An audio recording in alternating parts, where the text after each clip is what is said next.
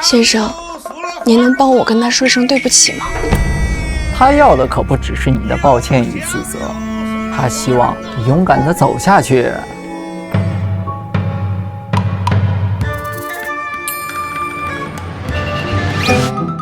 先生，怎么样？他还好吗？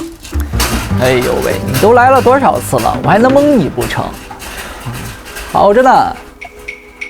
我跟他落下去的时候，从他眼睛里看到了无助和绝望。我就是希望他能够坚强地走下去。你呀，就放心吧，别误了我给你算的好时辰，快去吧。哎。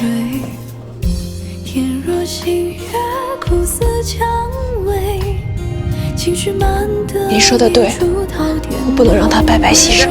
笑一下吧。你看镜头笑呀，你不是很能耐吗？哎呀，可怂了！你笑呀，把头发给我剪下来。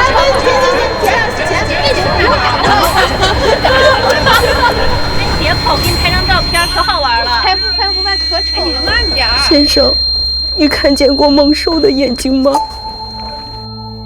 搞搞耀日芒，近着幽夜空。你呀，也要相信在你身边的他们呢。